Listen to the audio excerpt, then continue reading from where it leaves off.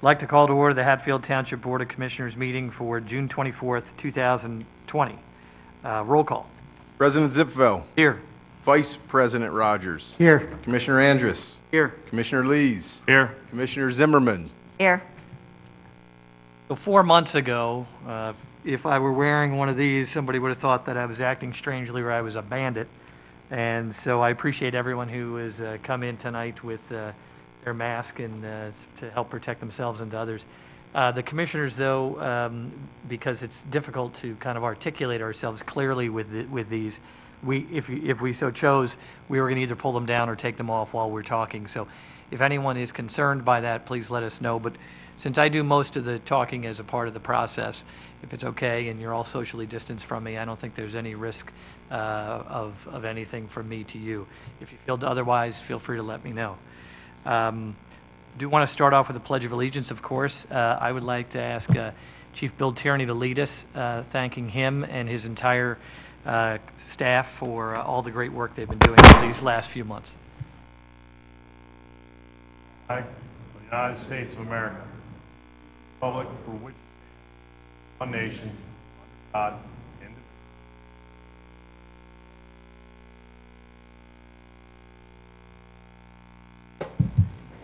And so, well, let's have is there a motion for approval of tonight's agenda? So moved. Motion by Vice President Rogers, second by Commissioner Andrus.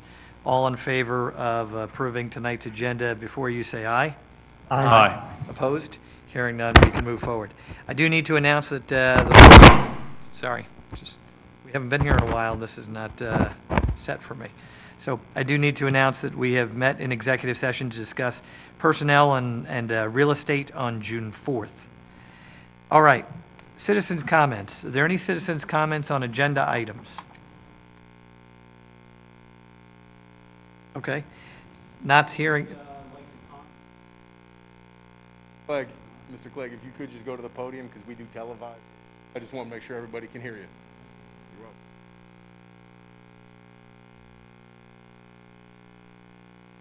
Well, you know what, Mr. Clegg, let me just interrupt you real briefly. One of the items that we're going to be discussing tonight is the Aquatic Center. If anyone has comments on the Aquatic Center, I think it probably makes sense to hold them until we get to that point so that we're talking, so that we have everyone speak at or about the same time. Is that, and I have no idea what you're going to speak to, but if that's, but you have a summer shirt. Lovely pool day today, wasn't it? You have a summer. Great pool day. You have a summer shirt on, so. I'm here to find out why and how and how the decision-making went. So, Absolutely. like we asked you for a suggestion. Yeah, why don't we save all of those questions for that time? That way we don't have some people making comment now and then others making comment later. So thank you. Okay, before we get started with even our consent items, I want to read a statement that the board posted on Facebook. It's not about the pool, actually. That is related to kind of the current events, in particular with regard to public safety throughout the United States. And we think that it's important for us to articulate what we do here and what we have done here in Hatfield Township to ensure that that public safety is is not only done just correctly, but it's done by the book, and I'm going to brag for a second, I think by the best police officers, the best public safety crew around. So I wanted to be sure to read this. It is a little lengthy, but it's important, especially given current events, what steps we've taken, what we're doing. And so if you would bear with me, for those of you who read it on Facebook, it is exactly what we posted previously. It is a statement from the Hatfield Township Board of Commissioners. There's simply no way to capture the hurt and despair that comes from the tragic death of George Floyd in Minneapolis. We have a mixed history in our country in both acknowledging and taking action when faced with social injustice broadly and racism specifically. Here in Hatfield Township, we want the Hatfield community to know that we do not tolerate racism or exclusion in our community. To that end, we stand with our African American families and like-minded community members in calling for swift, systemic change where needed. In addition, we support every person's right to peacefully protest, to worship freely, and to hold elected officials and public servants accountable at all times. We're not sure that there is any way to provide the right words in a moment like this, but we want the Hatfield community to know that we have and will continue to take policy and operational steps to ensure that racism has no place in providing governmental services, in particular, public safety services. To that end, we believe it's important that our community know what steps we have taken to make sure that our police department is doing things the right way. The accredited Hatfield Township Police Department has incorporated the pillars of 21st century policing into its policies and mission, which emphasizes building trust and developing relationships with our residents. These pillars include a specific focus on diversity in our community. Operationally, every single Hatfield police officer attends diversity training, which helps them perform what, at times, is one of the most difficult jobs any person can hold. More recently, our police department has held numerous community policing events throughout the year, so residents have the opportunity to interact with officers in a safe and professional setting. Over the last 10 years, our police department has become more diverse in its hiring of female and minority officers. Significantly, our police department participates and partners with the local chapter of the NAACP and has spoken at historically black colleges, HBCs, in the Philadelphia region about diversity and policing. The police department's involvement in the above is not merely for show, quite the opposite. Some years ago, the Hatfield Commissioner, staff, and police department recognized the importance of this training and being involved with the NAACP and HBCs because Black Lives Matter in Hatfield Township. It's important to note that Hatfield is proud to be also one of the highest percentages of Asian, Indian, American residents in Montgomery County, and is home to many faith-based organizations representing Muslims, Hindus, and Christians. The township regularly engages each of these religious communities in a positive way on a regular basis. Unfortunately, some elected officials have unwisely chosen to politicize the tragic events in Minneapolis to support a political agenda. Politicizing Mr. Floyd's death is not only repugnant to him and his family, but also to our great country. In Hatfield, we continue to make every effort to focus on delivering public safety services, infrastructure improvement, park and recreation availability, and a myriad of other local government services with civility and respect towards every resident. We assure you that that will continue. Lastly, and significantly, and I emphasize and significantly, we know that the unacceptable behavior of police officers in Minneapolis and elsewhere negatively reflects on police officers generally. However, we want the Hatfield community to know that we have the utmost respect for our chief of police. He's the best around. And his entire police department. They truly are the best around. While we recognize that no organization is perfect, our Hatfield officers prove time and again that they're professional, respectful, well-trained, and that they have our complete confidence. Let me reiterate that. They have our complete confidence. Simply put, we believe that they're the best police department around. Because of that, we want to thank them, and we will continue to honor, support, and be grateful for the difficult work that they do every day. We look forward to working together to make Hatfield Township continue to make Hatfield Township a great place to live. Your grateful Hatfield Township Board of Commissioners, Tom Zipfel, Bob Rogers, Jerry Andrus, Greg Lees, and Deborah Zimmerman. That's what we posted on Hatfield on our Facebook, and I'm very pleased to see that we received many, many positive results. And I cannot emphasize enough, we have regularly since in the last couple of weeks worked with the police staff to ensure that they recognize, that they know that we honor and support them and that we have our utmost confidence. And Chief, as their representative here tonight, I want to say publicly thank you for everything that you do and everything that your officers are doing, because you guys do it right. And that's everything and all that we could hope for. So thank you very much. Second that.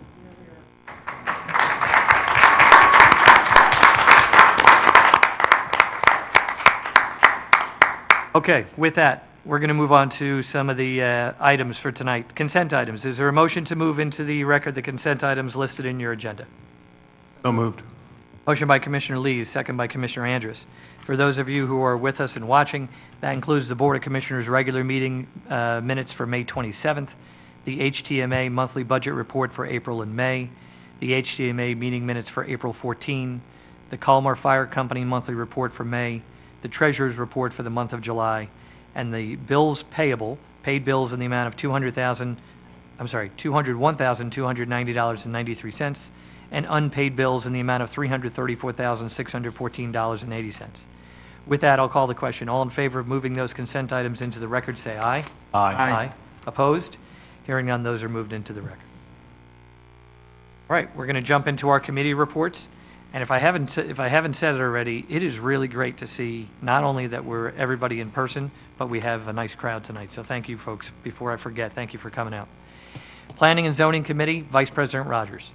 Yes, the only item we have tonight is the outdoor sales of food and merchandise amendment. Aaron, are you taking this, or? Ken? Thank you, Commissioner Rogers. There is an amendment in your package, a resolution in your package which would allow for temporary retail sales and dining in outdoor areas where they wouldn't normally be permitted, but during the yellow and into the green period of this pandemic response, there will be a restriction on indoor use of retail areas and dining areas. So this resolution will help to make some of our small businesses a little more successful, or at least we hope that it will give them an opportunity to provide for some flexibility in using outdoor space in lieu of the space that they'll be losing indoor. It is only a temporary resolution. It will expire within a 90-day period unless extended by the board. So it is on your agenda for adoption later on this evening, but I'm certainly happy to answer any questions the board might have. I think it's a great idea. It's really nice sitting outside, having a meal, relaxing. Any other questions or comments? All right, seeing none, then we would move this to our next meeting's agenda. Yeah, so, Aaron, we are on, it's on, we can move forward tonight for approval. Oh, yeah, sorry. I was thinking that moved into the next one. Okay, so any questions or comments about that? Will it be an action item in just a few minutes? Okay, all right. Bob, do you have anything else for planning and zoning? Nope, that's it, thank you. All right, Public Works Committee, Commissioner Lees. Public Works Department's in full summer mode. We've been fixing inlets and preparing the road for the paving program, which has not been finalized with the contractor, but we expect a late summer for paving most likely. They've been painting the stop bars by the stop signs there and the roadway markings this week to help give the town's infrastructure a fresh and safe look. Parks and fields look great, and soon there will be organizations using them for sports again. The water fountain will be turned on at the dog park this week. The bathrooms are open at the School Road Park. Roadside trimming, street sweeping, and basin maintenance is ongoing. And please remember that we only have 11 employees in the Public Works Department responsible to maintain all the roads, several parks, over 250 acres of open space, dozens of stormwater basins, thousands of stormwater inlets, and more. When you drive around the town and see how well those items are maintained, please think about and thank those employees for doing such a great job. That's all I have. Okay, thank you, Commissioner Lees. Parks and Recreation Committee, Commissioner Zimmerman. This is quite long, so if you miss something, it's all on the website, so please be sure to check it out. Ashley's been working really hard to try to keep some activities for everybody since a lot of things have been closed and we've been cooped up. So we're going to have virtual yoga in July on Thursday evenings. Register. So we're going to have an American Girl Craft in History in July.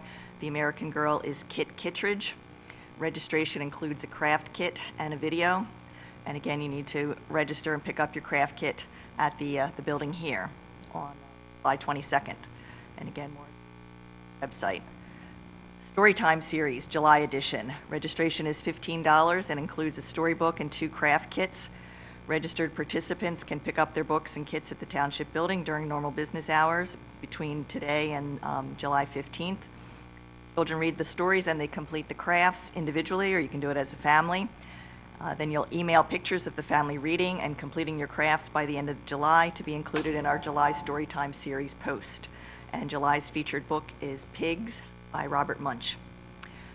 Also working on trivia nights. That'll be coming soon. No dates yet, but keep an eye on that. That should be maybe twice next month.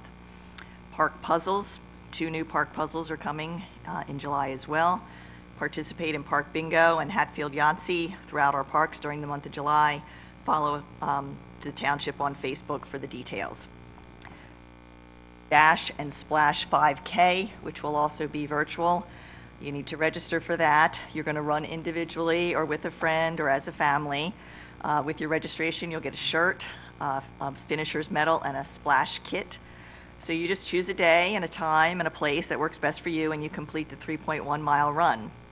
And then you'll submit pictures of yourself by the end of August for a chance to win the virtual yearbook superlative award. And again, website. And lastly is our music feast that I know everybody is looking forward to. We are still going to try to have that summer concert series, as many of them as we can. We're just not sure when it's going to start because Friday is our green phase and we had to wait for that. So more information and more possible dates might be available coming up. So again, just stay on the website or stay on the Facebook page for more information about the music feast.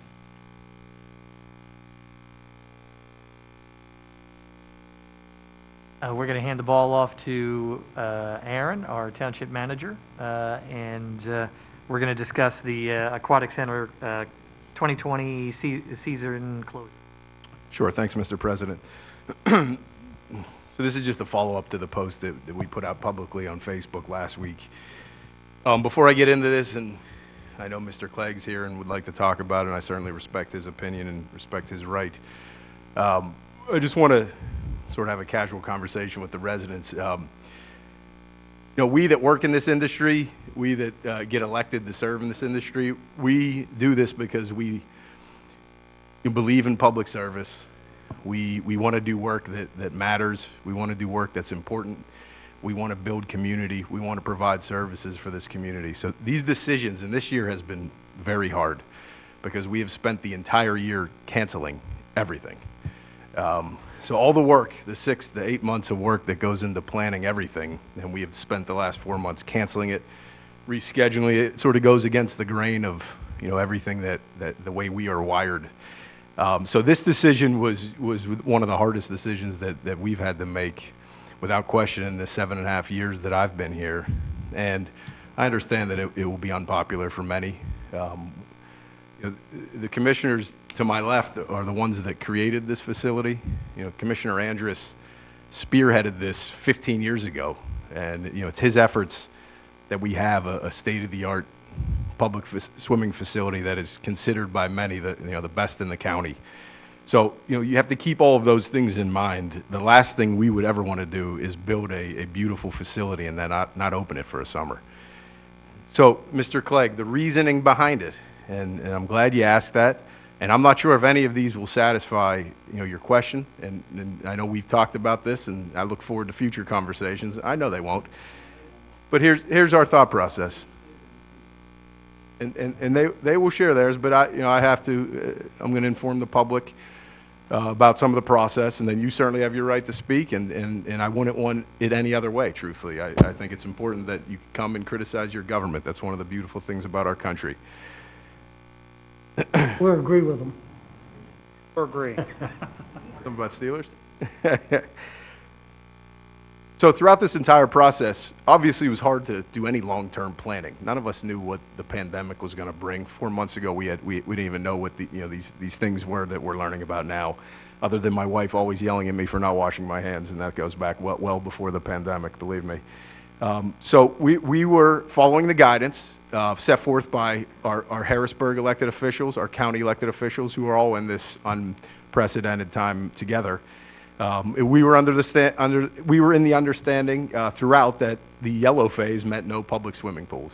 That position was changed at the last minute, and I'm not going to blame anyone for doing that because I know how hard it is to create policy when something like this occurs. So when we start to understand that there may be an opportunity to open the facility,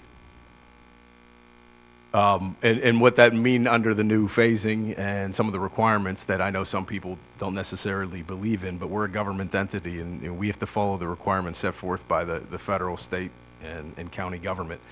The facility would have been severely limited from a customer standpoint. In yellow, which we are still in today in Montgomery County, they're saying that gatherings of over 25 are prohibited. We have a facility that on a good day gets 1,700 people, which is in most years great news. In many years we get complaints that it's too crowded.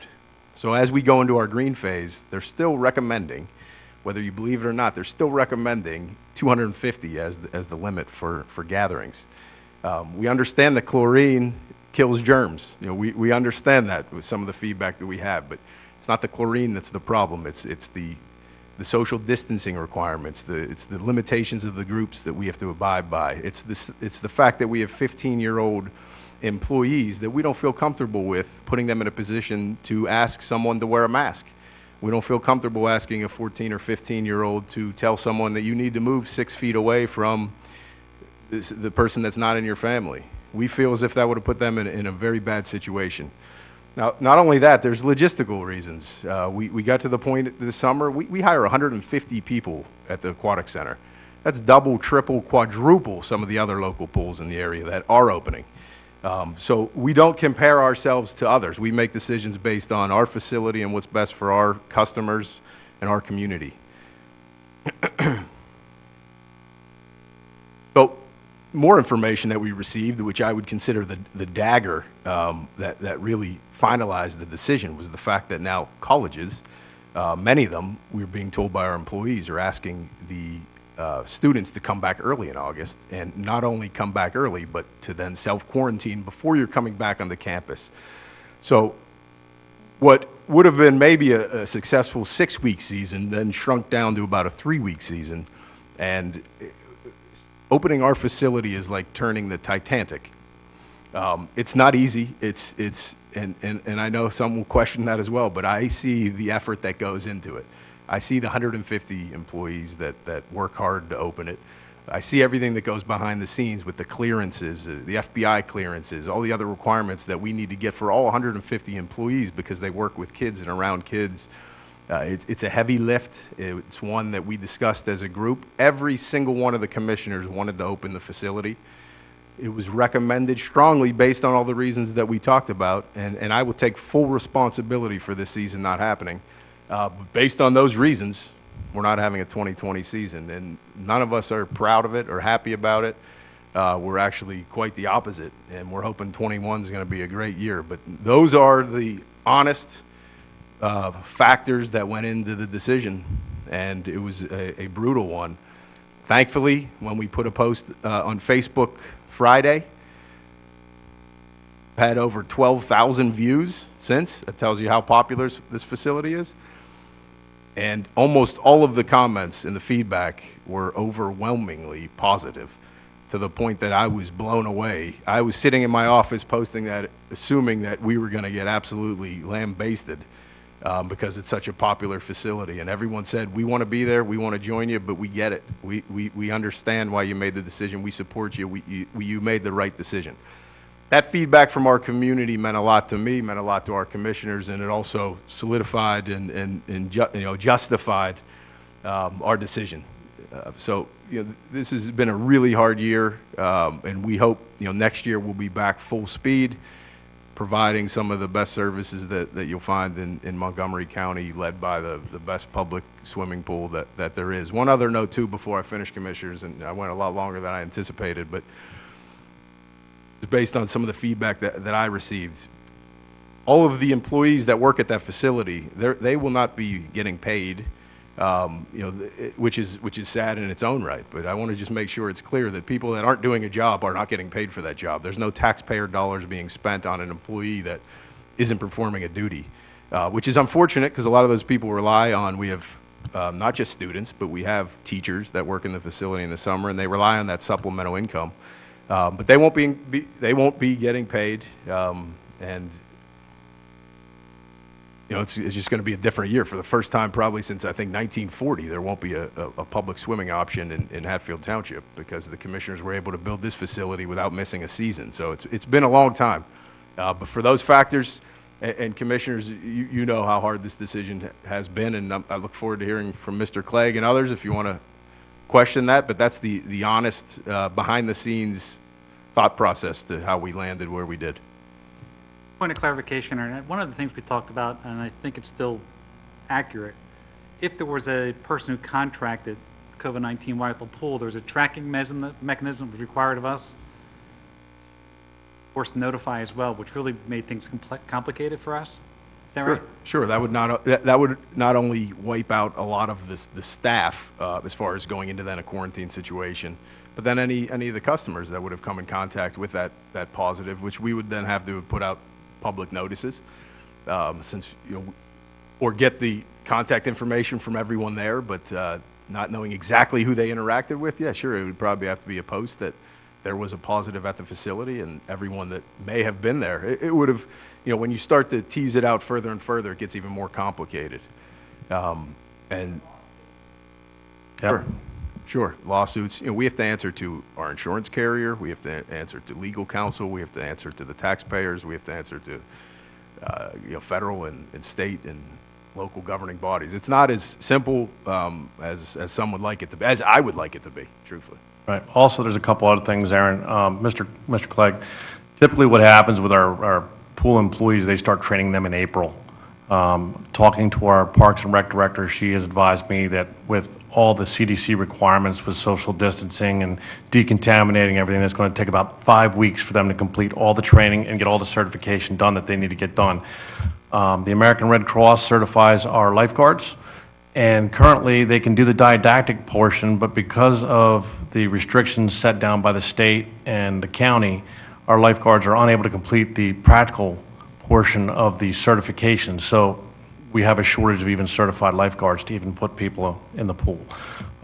With the restrictions, we'd have to close the locker rooms, and we'd also have to have a 15 or a 16-year-old teenager go in and clean up the toilet after every single patron goes in and uses it. So I'm sure you can understand if we're paying you minimum wage and you're 16 and you think you're going to work in the snack bar, which is now closed because of the restrictions, but hey, we're going to let you come clean the toilet after every patron. I think some of the kids are going to want to find something else to do. That's part of our problem. Also, the chemicals have a shelf life on them, the chlorine and the muriatic acid and everything. So because we weren't sure that the pool was closed, or going to be open or closed this year, we held off on purchasing those chemicals until that time. So talking to John Wolf, the Director of Public Works, he's telling me it's going to take 3 weeks to get the pool up and running. That's filling the pools, getting them the chemistry correct in them so that the parts per million for chlorine is correct, making sure that they put up the shade enclosures. With the social distancing requirements, we can't put up any picnic tables at all this year. All that stuff's got to be shrink wrapped and put away. All the chairs have got to be shrink wrapped and put away. And again, I have 11 Public Works employees to do all that work. So could I take some of the teenagers to do that? Sure, we could, but at the same time, we've got to maintain social distancing and all the other stuff that the government is requiring of us. So that's part of what we're dealing with too. You can wait if you want, or if you want, you can answer me now. It's up to Yours. yours. Come on up. Sure. Come on up, sir, please.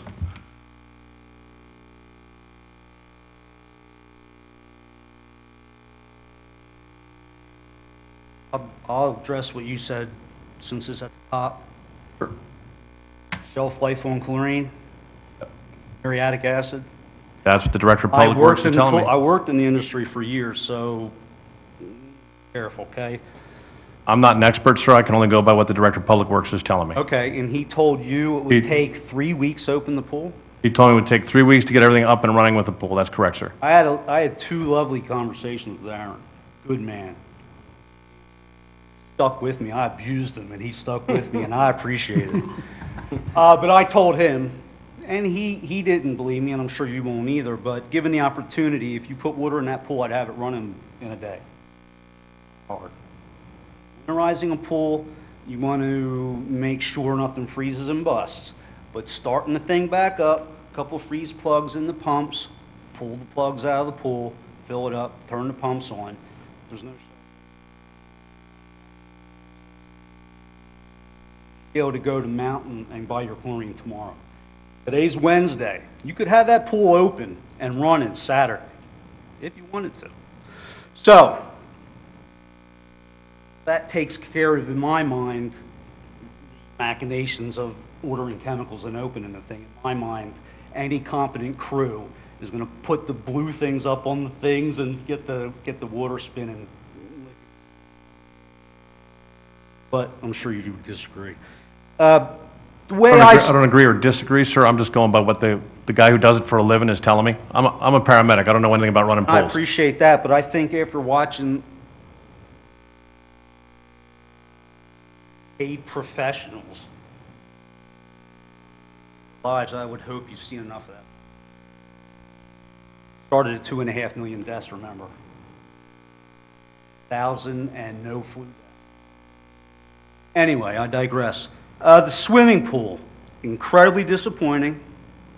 And I see 3 issues: legal, health, and politics. Right?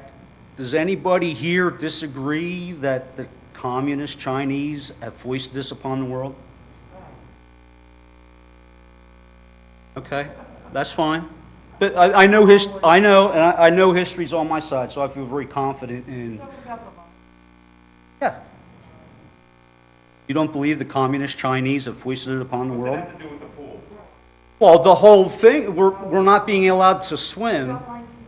Listen, let me address the commissioners, okay? Okay, hold I'm on, not hold here on, for hold the on, peanut folks. gallery. Hold on, folks. Everybody, hold on. One of the things that we are mindful of here in this room for the decade that I've been here is that there's very little like arguing back and forth because it just kind of feeds off itself, okay? So regardless of whether you agree with somebody or not, could be the best idea that you've heard, the worst idea you've heard, or the somewhere in between. We're asking you to remain civil, right? Aaron was not joking around when he said this was one of the toughest decisions we've had, because this is one of our biggest services, if not outside of public safety, this is probably one of the biggest services we provide. So we're just going to ask everyone to take a deep breath, right? And then let whomever's speaking, they have every right to do it. And then when it's your turn, you can come up and speak, and I'm going to ask the same thing of them, that they not interrupt you, okay? And that is, by the way, what I just stopped, that is not directed at anyone. That is just the ground rules of how we do things. I'm thrilled, and I know this sounds like I'm just saying it, we're thrilled that we have people who are coming up we never get people who show up to the podium, and we're very happy. So please just do it within the parameters of our rules, and we're very happy to have you. Hold on. Well, Racist? First off, Excuse me? hold on. You First off, you should probably rest get up assured- and leave right now. Rest assured that I've never in 10 years seen anyone do that. I don't anticipate that anyone does. That's not that's okay. We foster an environment where people don't go in that direction, but I can assure you that I've never allowed it to go in that direction. Okay. Ask the question if anybody disbelieved it, and 4 or 5 people disbelieve it. That's fine. I just asked the question, does anybody not believe? I mean, it's obvious, but anyway, and that is why we're not swimming. That's why it's relevant. And to me, as a proud American, when I see a foreign country, communist country, play games, that affects my life, it upsets me greatly. All right? You had said that there were 3 things. 3 Legal, things. I'll hit them real quick. Yeah, legal something. Legal. Right. Health. Politics. All right, I think I just hit politics. I didn't get into mass murdering governors and the health professionals that are very. Legally, you're the solicitor, ma'am? Yes. Know of any person or entity, meaning pool, other than the governors, are being sued for an act of God or a COVID spread? That guarantee that someone won't get sued? Well, if you go down the rat hole of what if, or oh my God, it could happen, then we should stay That's my home for job. the rest of our lives. But the Exactly. question stands, do you know anybody anywhere, other than the 3 mass murdering governors, that are being sued for spreading COVID? I wouldn't even say that's relevant to any legal analysis. Okay, but will you answer my question? I know of no one, sir. Okay, so if there's nobody getting sued for it, and a waiver, you have a pool waiver every year, legal waiver, you could easily have added a sentence on to the end of that saying we are not responsible for act of gods or whatever, because you'd never be able to determine you picked it up at the pool. Never. So Legally, I see nothing. Nobody's going to sue you. Nobody's coming after you.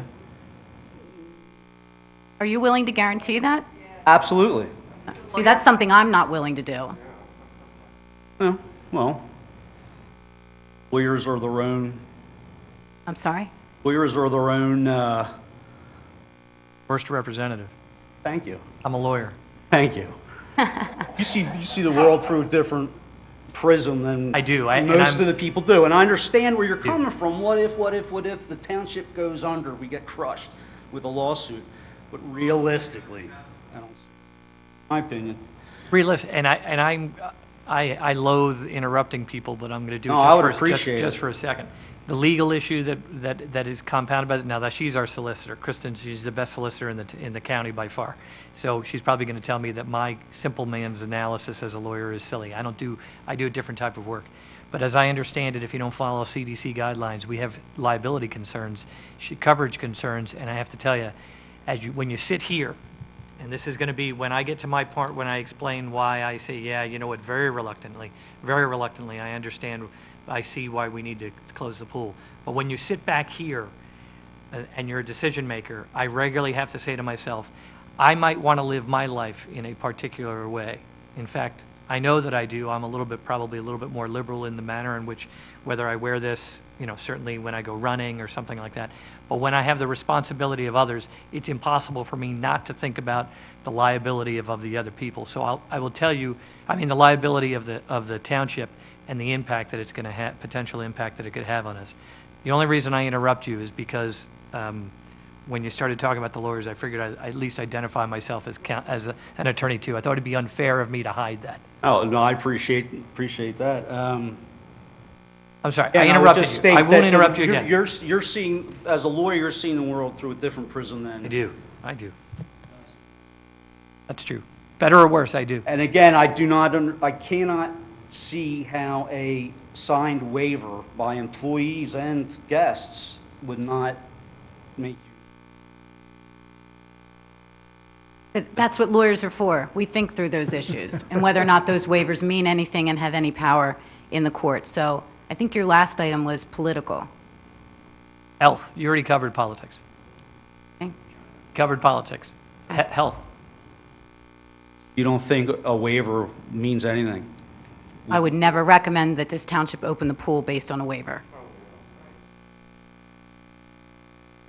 And neither sorry. would our insurance company, quite frankly, also filled with All right, lawyers. Last one. I will not Health. interrupt again. So go Health, ahead. that's okay. CDC guidelines, meaning everybody's hung up on 6 foot, right? Hung up on? That's part of their guidelines, yes. Understand, I'm sure you do, the hypocrisy. Governor telling us how to live our lives.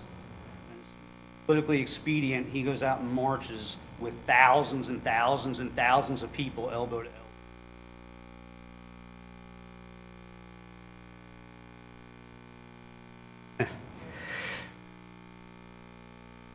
Politicians with answers for everything scare me. I don't appreciate it. Last point, and I'll get out of here and let you all get back to it. Everybody take a breath. There was no vote by the commissioners on whether to open the pool or not. We're going to address that tonight, as a matter of fact, yeah. Decision's been made. So the decision was made before you voted, yes? Now, this is a recommendation from them, and we have it on the agenda to make it public discussion tonight. So your input had nothing to do with his decision then? I'm not sure I follow that question. Well, you would But on expect his- that you're all elected, right? So you would expect if you're going to make a decision, you would vote on it Right. ahead of time, or Not prior or the to... decision. not pri- This is what concerns me. The membership was not polled or asked their feelings on anything, and neither was the township populace. So I don't know. I'll let it go. Very disappointed. I don't see a legal issue. I think it's pretty much all politics, and I think you're all being lemmings following Wolf right down the drain. That's very- Back to where I originally started, you're letting the communists, Chinese.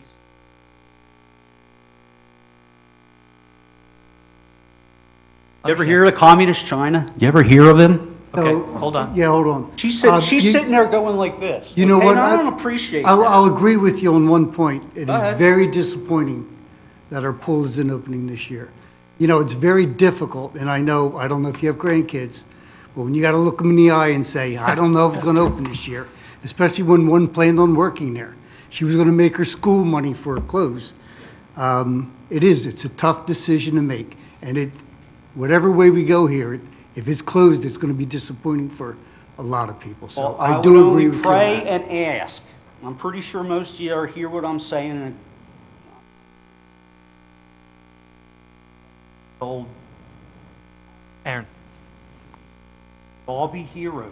You could change your mind tonight, and that's why I'm here, to try and change opinions. Understood. All right, that's my job as a concerned citizen. Think hard on it, all right? Because you're affecting the health and well-being of the people adversely by shutting it down, as trying to save us from the boogeyman. Nobody's sick.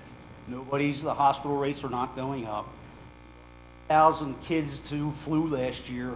This doesn't affect young people. It cannot be spread through surface transmission, which is why cleaning toilets after everything is pie in the sky. It's ridiculous.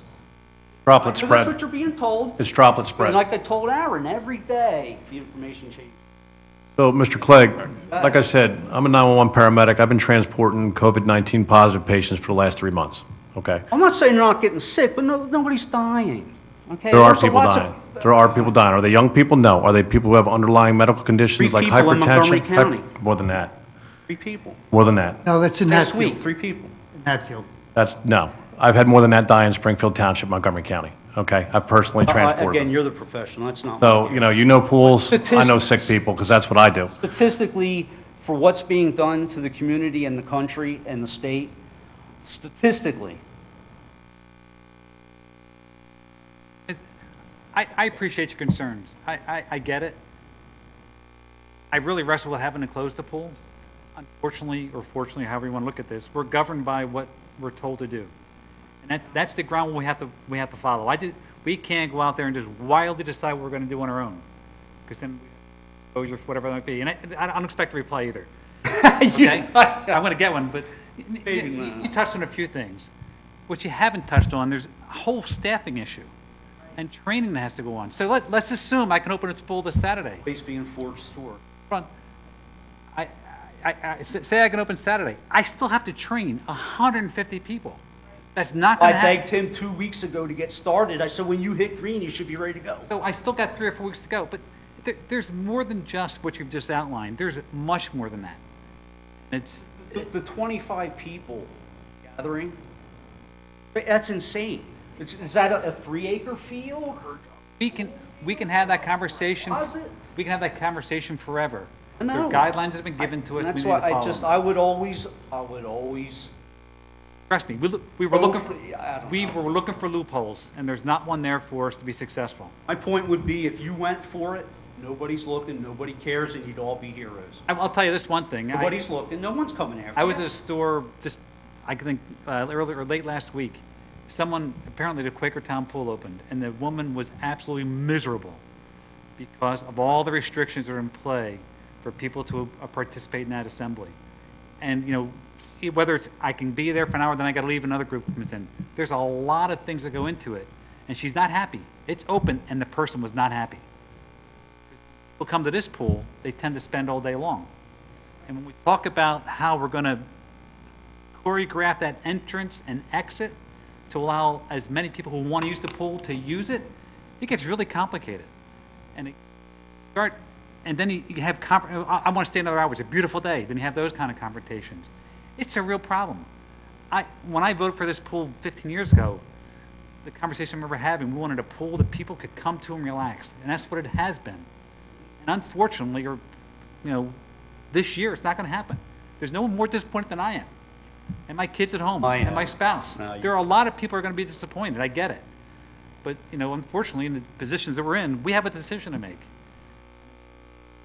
tends to urge go you to towards. decide to open the pool. I wish it, I hear you. It's I a tough thing appreciate to your, do. your stance, but I could see it going either way. understood. Thank you, we appreciate it. Appreciate your patience.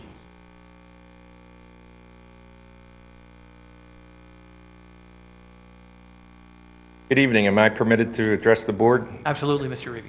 Thank you. My name is Dan Reevy. I live at 2299 MacArthur Drive in Hatfield Township. I'm going to digress for just a second for that gentleman's question. In my previous life, I handled external affairs, community affairs, and public affairs for Verizon, Fortune 30 company. Anytime I attempted to do anything nice in the community, I have to get 5 or 10 lawyers' blessing on it. And I'm reminded of a story, and this is an honest-to-God true story. I'm reminded of this when our solicitor mentioned about it getting an indemnity from all the residents going to the pool. I was relatively new on the job. It was like 1996, 97. Anyway, long story short, got a call from the Boy Scouts or Girl Scouts. They wanted to use some of our wire for the wire art during summer camp. So of course, you know, I got the lawyer's blessing. I gave them 100 feet of a 600 pair cable and the whole bit. Forgot all about it. About 10 days later, I get a call from a disgruntled woman who lived locally here, ironically. She wasn't from Hatfield, but I think she lived in the North Penn community, wanting to sue Verizon because her son Bill cut his finger on the wire and had to get 6 stitches. True story. And it was Verizon's fault. So no good deed goes unpunished. And unfortunately, people in their position are, paid the big bucks to make the tough calls. And I'm going to take complete ownership now. I championed my commissioner and my manager to close the pool. I have 2 children who work in this pool, love it. My wife has been a lifetime resident. That is the cornerstone of her childhood and the cornerstone of one of the big amenities and quality of life of this township. But I went to my commissioner, and I'm on the record. I asked him personally not to reopen the pool. Because you forgot one thing, with all due respect, and I applaud your passion, and I applaud your talking points and your enthusiasm. I get it, and I see your point. But the one underlying position is public safety, public safety, public safety. These were my kids who were going to be working there, and I didn't want somebody giving them a hassle, because they don't have, quite frankly, 15, 16, 17-year-olds don't have the maturity to deal with these types of matters. The adults don't have these maturities to deal with some of these matters. So I actually joked with Aaron today. I was going to come in with a bathing suit and a lawn chair and glasses and a mask and the not suntan lotion, but the gel, the hand sanitizer, just to reinfect the poor. That people need a visual to understand what's going on. This pool, I mean, it's a beautiful Publix pool, and it's a place where people come and gather, but you're making the right call. I've always reminded, short-term sacrifice or long-term gain. I mean, I'd rather you all have the courage to say no for this year, get it all back in working order. You forgot to mention that you're going to be doing extensive maintenance on the pool, which is going to make it bigger, better, stronger, and it's going to be better for us. And I'm going to just, if you allow me, just 30 seconds to read my post, because I think it's relevant to this. I said, to remind Aaron when he made this announcement, I said, thank you, commissioners, for looking out for all constituents and your staff. Although a tough decision, in my view, it's clearly the right one. As a parent of 2 pool employees, I truly appreciate you thinking of my children as yours. Thinking of my children as yours. Please accept my heartfelt thanks and gratitude as a parent and a taxpayer. I recommend you strongly not to open the pool this year. Let's make it bigger, better, stronger for 2021, and let's have a big barbecue on Aaron. Thank you. Can't wear the Steelers mask, though. Thank you, very well said. Yeah, and no bathing suit and, Well, I'm his commissioner, and he made that very clear. He wanted his opinions, and I made it clear that I asked that he not show up in the bathing suit and the... I came in the baseball gear. He did. He came in the summer gear. That's great. That's great. And go Phils. Okay, any other questions or comments with regard to the Aquatic Center closure? Okay. We're going to take a vote, okay? Because it was a recommendation from the staff. It's a formal, there was a notice that it was going to be, that it was a recommendation. We're going to vote on it. So the chair will make the vote, will make the motion to, and I say this intentionally, unfortunately, close our the Hatfield Aquatic Center for the 2020 season. Is there a second? Second. Second by Commissioner Andrus. Any questions or comments from the from the rest of the commissioners? If not, I'll call the question. All in favor of that, say aye. Aye. Opposed? Hearing none, that is approved. And I cannot express, folks, and I know that they probably have mixed emotions of everyone here in the room and who will watch this and people who saw postings and were part of postings on social media. Remarkably difficult decision and disappointing for everyone, undoubtedly. There's no doubt about that. Anyone who thinks that it was done in any other light than other than public safety, and public safety, then they don't realize what the thought and the effort that went into this from the staff's position. They struggled over this mightily as they came to us and made the recommendation. So, Aaron, thank you very much. Thank you, Commissioners. Notwithstanding the Steelers mask, which we're gonna have to deal with. Can we ban those in the building? I got a few claps, by the way. Thank you, Carla. She seems like a nice lady. I don't want to have to remove her.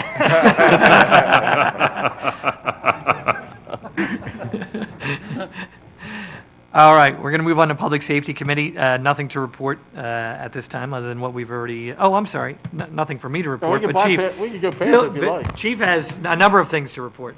Can I get a lectern, please? Absolutely. And Chief, I would say, feel free to, because otherwise it's going to be difficult to understand.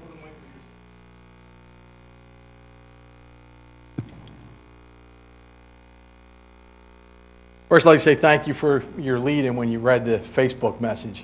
The support is very much needed. And for those of you who don't necessarily know me, this is from my heart. So I've been in this business for 35 and a half years. And to see other police officers degrade the good work that we do here in Hatfield breaks my heart. So with that, I believe that the public has a right to know a lot of the things that we do.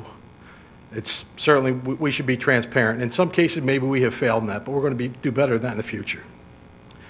So I want to go through some things that our department currently lives on, and then tell you some of the things that we have actually physically done, and then tell you about some changes that are coming, which may not seem earth-shattering all in all, but they're things, again, to make us a better department to serve you. So if you'll bear with me on my list, I know the commissioners like lists, and I'm good at making them. As President Ziffeld said, we're an accredited department.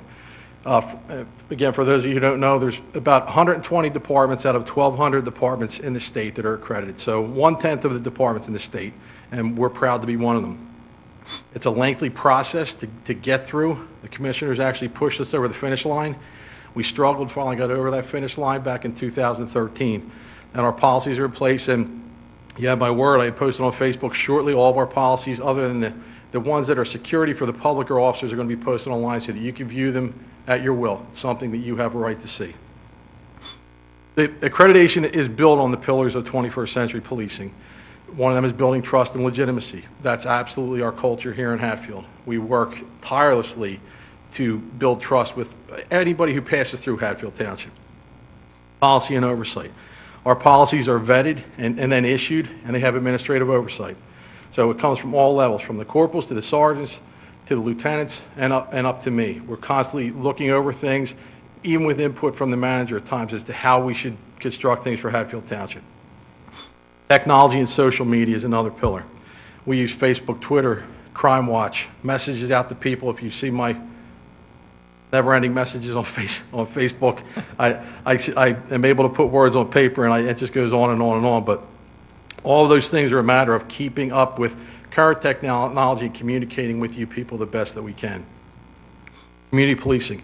And I am very proud of our community policing. And we do Coffee with a Cop, we do Neighborhood Watch, we do outreach to the NAACP.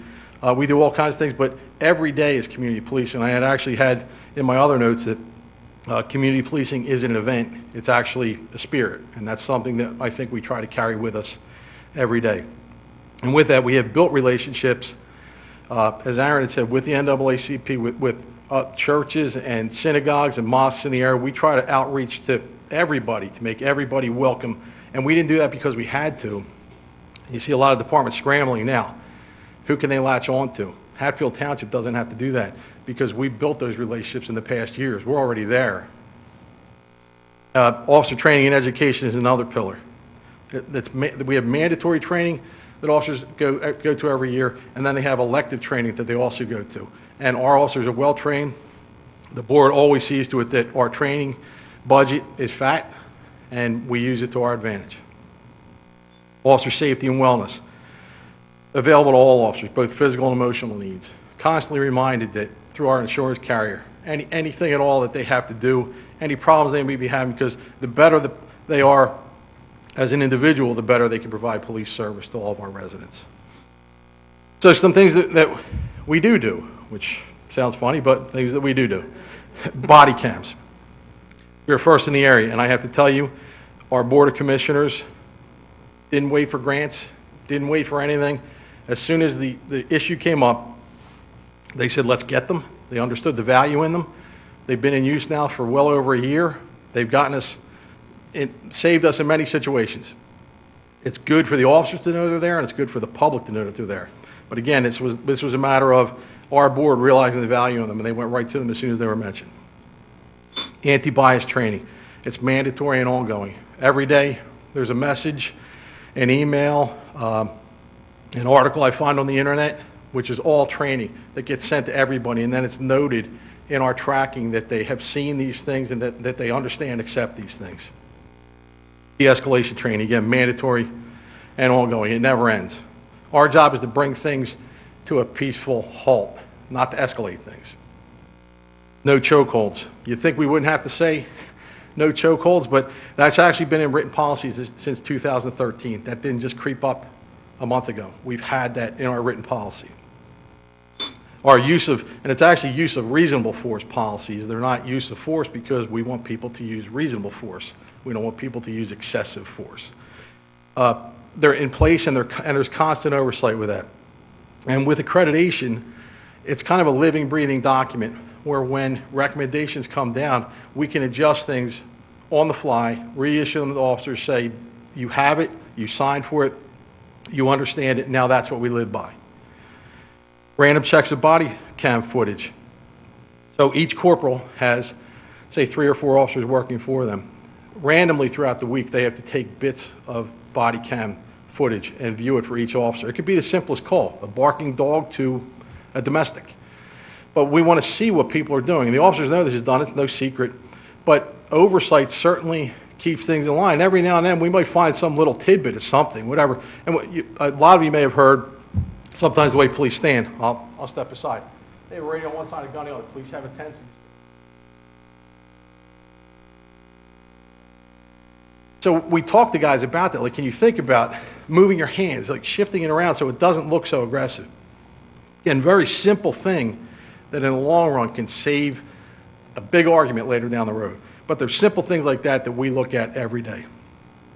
We have subject resistance forms. So say if I were to arrest you, young lady, I would fill out a report and I would put every type of, if you resisted me, if I handcuffed you, if I had to pepper spray you, and then down the road, the video from that arrest will be looked at and we'll see if it matches the report.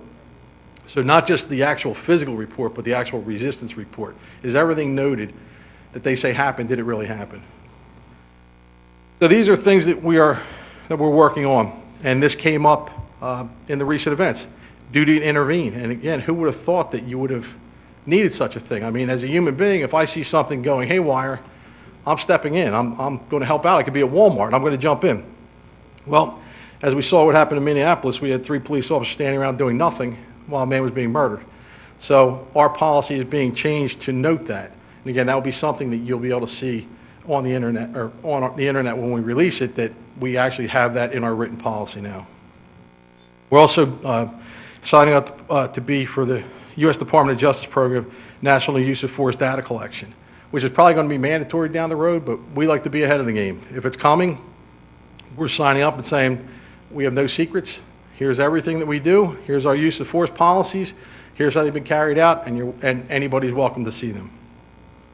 I already said I'm going to be posting the policies online. Again, transparency with the people that pay our salaries and that we represent every day.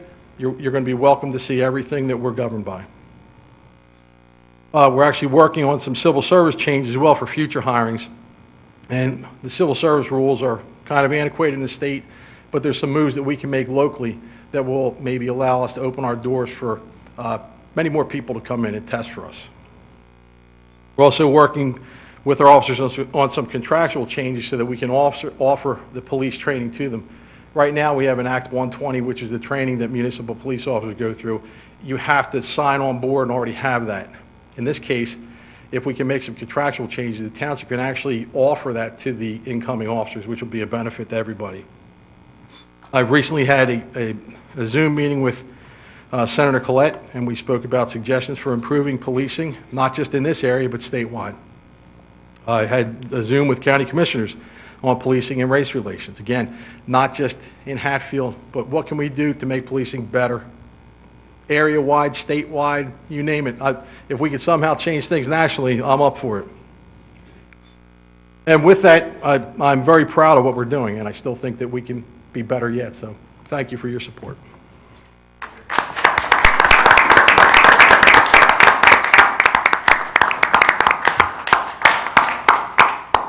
Well said, Chief, very well said. And thank you for all of that, not just more recently, but for the forethought years ahead to see the things we need to do. So thank you. And to your entire staff as well. All right, we're going to move on to Finance I Committee. got one comment. Oh, please. sure. So Chief's been somewhat modest. Chief and I have been corresponding back and forth the last several weeks.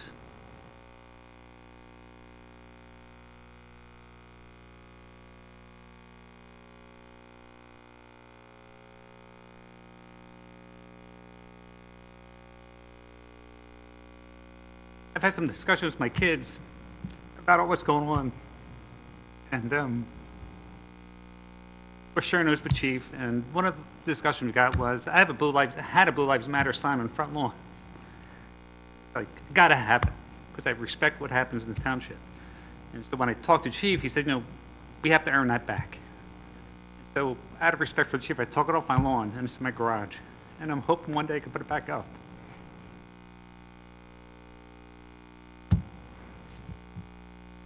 Awesome.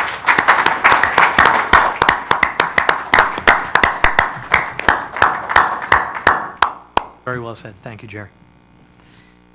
All right. Well, we're going to throw you right into the Finance Committee. Yeah, that'll strike me right out. It's really hard to believe, but we're end of this week, I think we'll be through half the year. And been 12 weeks, I think, since this pandemic started, so things have been moving along pretty quickly, unbeknownst to all of us, I guess. But 2019 audit is complete, and the township has another clean review and remains in a very good financial position. We have talked about, and I think was mentioned during the Zoom meetings, we're looking at our expense side of our equation to help offset the expected loss of revenue due to the pandemic at our April meeting, and that plan remains in place. The plan mostly includes deferring of capital purchases and projects and several personnel-related expenses. So we're watching our balance sheet, making sure we're doing what we can to defer projects that might occur next year or purchases that may have to be deferred till next year.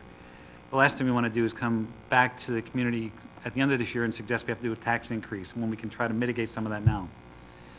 Some observations. Revenue for 2020 still remains on track to meet the budget. However, we realize that the major impact of the pandemic won't appear until the third and fourth quarter for the earned income tax collection. So we're not in the midst of that just yet, and so the third and fourth quarter will be pretty telling for us. On the plus side, winter expenses were light, thanks to a mild winter. That I'm not too happy about, as I like to ski, but we did get some benefit from having more rain than snow. Building permits associated revenues are much lower volume this year, but the overall amount is on track thanks to the large Nappen warehousing project on Sterling Road. Electrical costs are lower thanks to converting our street lights to LED lights. And that was a project over the last couple of years. Yeah, it's about three years now. So, we did that, yeah. I think our staff is very good at looking and evaluating and identifying projects that will help our community, and LED lighting is one of those. And the 2020 budget process will formally begin in September, so we're only 3 months away from that. We're doing the best we can to hold our line.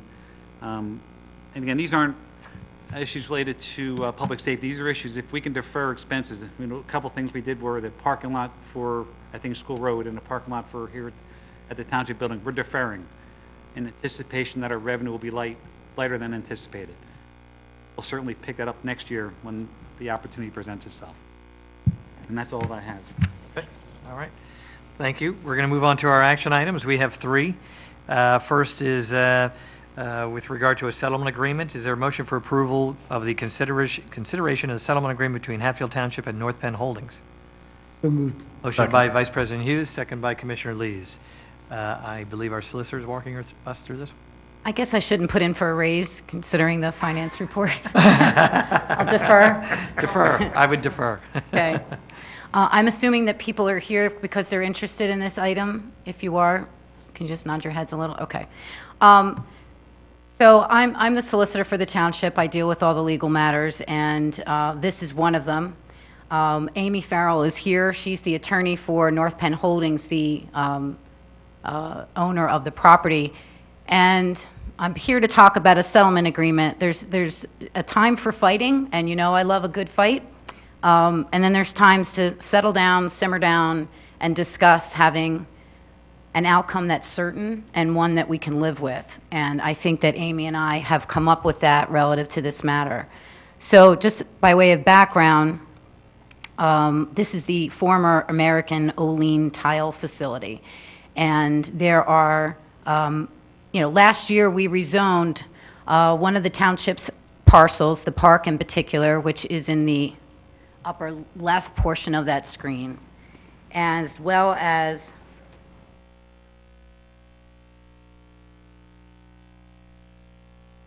so up until last year, this is the Township Park property. This is part of the American Olean property. It's this parcel too. So they have these 2 parcels. So they have forever been zoned LAI, which is a light industrial district. And last year we rezoned all 3 of them to the RAI, residential zoning district, which matches what is next door in Hatfield. Around the same time, the owners of this property were working on a redevelopment plan. There's 115 acres in Lansdale, so the majority of this property is in Lansdale, but this portion is 27 acres. And when they realized that the rezoning had happened, they were more than displeased, I'll just say that. Their claim is that we devalued their property by millions and millions of dollars. The expansion was to include some of this property here in Hatfield. So they filed a lawsuit. And it was Amy's predecessor, so I can trash him a little bit and not hurt your feelings. They didn't just sue the township. They filed motions, petitions, complaints. They put bad faith claims in these documents, and it was rapid fire litigation. The owner of the property. So we went through a lot of that. Went through a lot of it. We had a hearing in front of a judge. A judge issued discovery, which meant interrogatories, depositions. They want this property zoned back to LAI so that they can utilize it in the way that they had originally planned, which included a lot of buildings in here, a lot of parking. There would be a lot of trucks. This was the kind of thing we didn't think was good for Hatfield Township. We don't like the idea of the trucks going through Hatfield Township on Moyer Road. That was one of the things that we were most interested in. So it came to a point where the original attorney was replaced with Amy, who's here, and Amy and I started talking because there was really no end in sight for this. And there's uncertainty in litigation. As you know, Commissioner Zipfel, that sometimes you lose when you think you're going to win. So you weigh all of that, the cost, the timing, the uncertainty of it, and I approached the settlement discussions with a number of goals. Number one, having something that was certain, that would be deed restricted against this property, so we know that what we come up with is what's going to stay. Number two, we wanted to minimize any development in Hatfield on this portion of the property. We were very interested, number 3, in directing the truck traffic through Lansdale as opposed to through Hatfield. And finally, I wanted money for the township to help us mitigate some of the impacts of this development for our residents. So the settlement agreement that we've come up with and that what is before you contains a number of things. Aaron, can you go to the next slide? So, can you go to the Hatfield one? Okay. So this blue line separates Lansdale from Hatfield. And originally, they had a lot of buildings in this area and parking and circulation along the back. Trucks would be backing up and beeping and all of that. But what we've come up with is this plan. There is an existing portion. There's 118,000 square feet of building already on this parcel. That's right here in the middle. So that's proposed to stay. But instead of having buildings, we have 2 stormwater basins, we have parking, and a little smidge of a building right here. So this was difficult to come up with because this was very different from what they wanted to do, but cooler heads prevailed, and I think that this minimizes the impact as opposed to what they had in store originally. The other item that so this would be deed restricted. This would be something recorded against the property that if this property is developed, and you know, there's a chance that maybe everything falls through. But in the event it's developed, it's going to look like this. Nothing more. No more buildings, no more impervious coverage in Hatfield Township than what you see on this plan. The next item, Aaron. So our traffic engineer came up with this traffic, we call this the route plan. So throughout the development, there are going to be signs that direct the trucks out to North Cannon and along 7th to get to Broad Street. We don't want people using Moyer Road. We don't want them coming up here, Moyer down to Cowpath. So this is part of the settlement agreement too, that all these signs directing the trucks, as you see here, following the purple line, would be part of the development. There's also a requirement that 9th Street is being improved. They're expanding 9th Street to allow trucks to come in off of Broad Street. There's a requirement in the settlement agreement that that actually be constructed and completed before there's a use and occupancy permit issued for any of the expansion buildings. So that will be in place before the trucks start pouring in. Lastly, two more items. The property backs up to the houses on Logan Drive. There's a commitment that they will never purchase any of those parcels along Logan Drive so that those trucks will not be going into the Logan Drive neighborhood, which is up here. And lastly, there's a requirement that they give the township $125,000. That's for you to use as you see fit for traffic calming, buying of properties for parking lots, stormwater, you know, whatever you come up with. There's no restrictions on the money, so we can see the impact and make decisions as you see fit as things progress. So in turn, the township has to rezone the property back to LI. It's the only way to effectuate what we saw on that plan and give them what they need in order to move forward.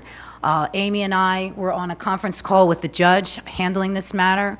We discussed with him this settlement agreement. We discussed with him the procedure to follow. He was very pleased to hear that we came to the table and came up with something that he found to be very reasonable and probably the best outcome for this litigation. So there's a public process that's necessary under Local 14, which is why we're doing this. So we advertised the settlement agreement twice in the paper. 2 weeks apart.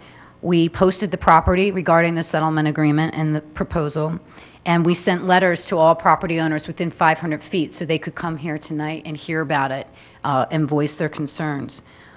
So at this point, it would be appropriate that if anyone in the public does have a comment that you'd like to make, you can go to the podium and do that. Anyone, folks? Questions, comments? Can you go to the mic, Brian?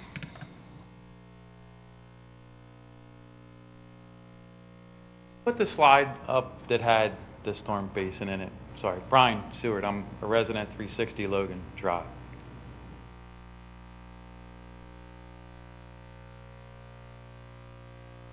You looked at all this?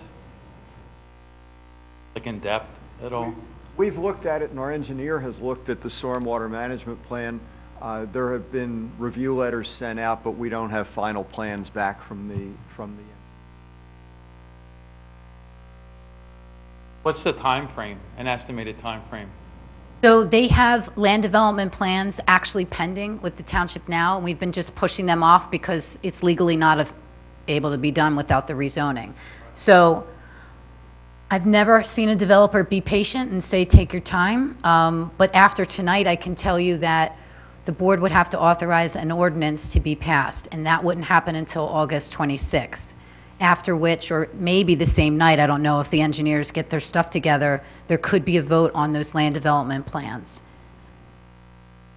But Brian, what happens after that, Brian, I don't know, like if the developer's going to move right away or do it in phases, or, I don't know. So Brian, you pulled up the right slide as far as, Yeah. from my consideration, because, so the trade-out is we're getting stormwater there as That's opposed to my- buildings. My backyard, like every time it rains, is like a river. And Oh. it goes out to the street, but it, property through property and my property out. So that would be very helpful to capture their stormwater entire yard every time it rains. That's the plan, as far as the land development and the civil plans go, that they capture the water in those management areas so that it doesn't hit your property? But that, have they been to the planning commission, Ken? No, they haven't been to the Planning Commission, mainly because we haven't had a live Planning Commission meeting since the pandemic hit. I suspect that we will have one in July, and I suspect they will be on the agenda in July. Okay. I'll wait till planning, that's fine. I just had questions, it looks fine to me, so that was the concern that I had. Okay, thanks. Thank you. Anybody else? Anyone else?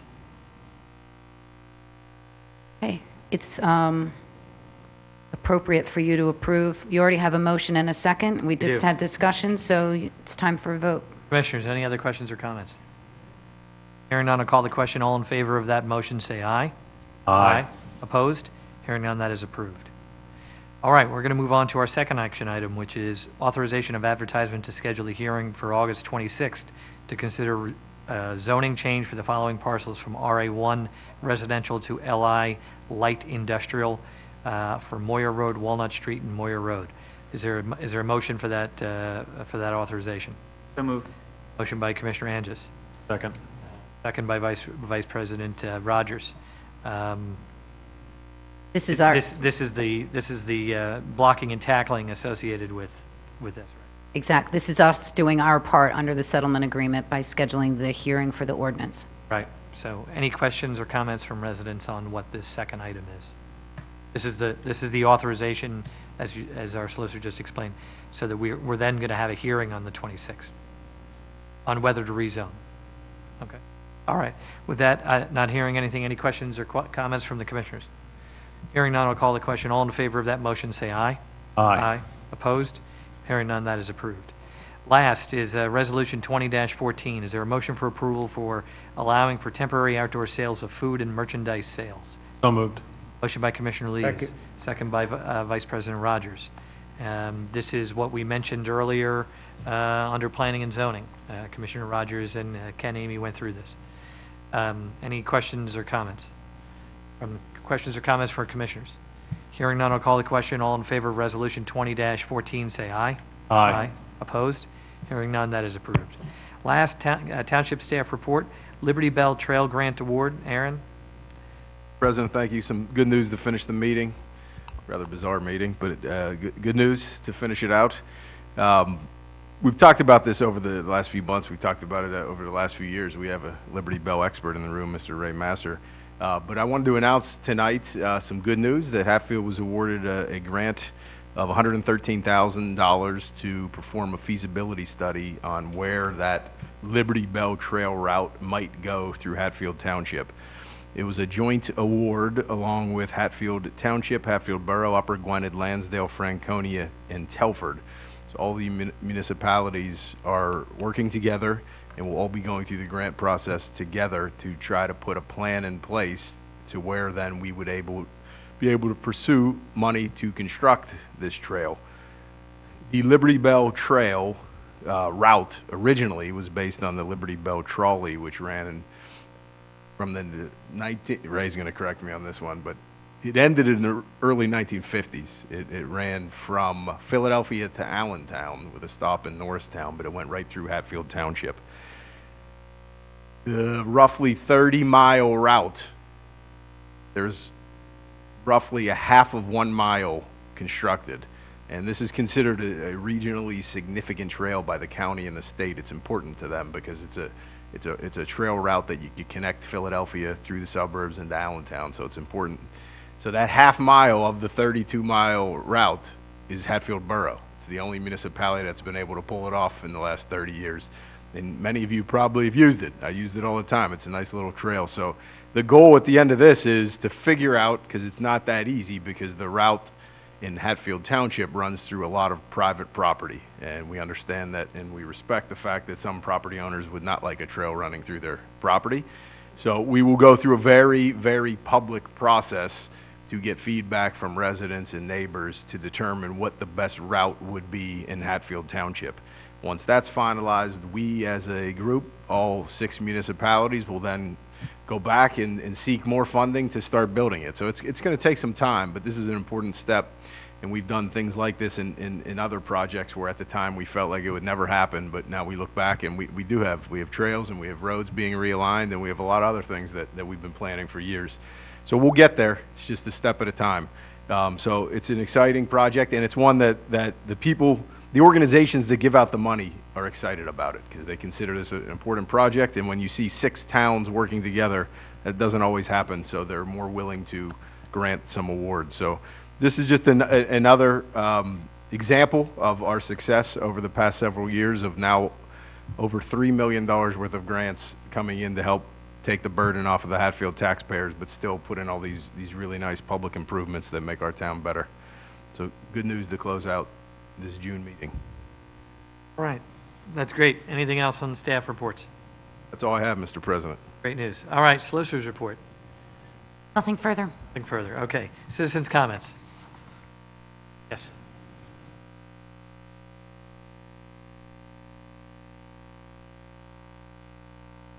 I am Carla D'Alessio, 2169 Stewart Drive. I live next to the large basin, and I recently had an interaction with some of the staff that I wanted to tell you about. Firstly, I reached out to Aaron because the staff has been doing a really nice job taking care of that naturalized area. I know that was also something that I've spoken to you about before, and this year in particular, if you go by it, it does look nicer, and John's staff has been keeping up with a good deal of the mowing, and I was thankful for that. In that conversation with Aaron, he made some recommendations because the basin is still not working properly. It has still retained water since it was naturalized. So that's almost going on 5 years. That water never leaves. And I was grateful for the conversation with Aaron and his staff of the acknowledgement that though the naturalization is looking well, the basin itself is not working ideally. And he and his staff brought some creative ideas on how we might address that. So maybe you'll be hearing about that at a future date. But I'm really just here to, as you know, Aaron took a lot of incoming tonight, and I had a really positive experience with him and with John and with Tim. I don't remember Tim's last name, but Aaron brought the whole crew out, and my neighbor on the adjacent side of the basin had a conversation, and they treated us with respect and just interacted well, and I'm grateful for that and wanted people here to know that and who watched the videos online. So thank you. Thank you. Carla. Carla, you are reminding me to thank Aaron, not only because he's done a great job, for many years, but more recently, as you can imagine, juggling all of this, the staff and during a pandemic. I'd like to, I know he's been doing a fantastic job. I've said it many times before, and I will continue to say it. We caught lightning in a bottle when we got him, and we're not going to let him go. So thank you for saying that about him. We appreciate it. That's right. Patty came from the wrong side of the state. What's that? Patty came from the wrong side of the state. That's right. He's got one flaw, and it's depicted on his mask there with the Pittsburgh Steelers. What's frightening is if he comes back to the next meeting with a Penguins, mask, I'm going to have to retract everything I said. There you go. There you go. I'll go with that, too. That's right. Sure. That's good. That's good. And by the way, Mr. President, Carla was clapping at the Steelers joke, so we will fix that basin. So you've just told the whole township how to get something done. Go straight to your heart. Wear something Pittsburgh related, get what you want. So, anyone else? Yes, sir.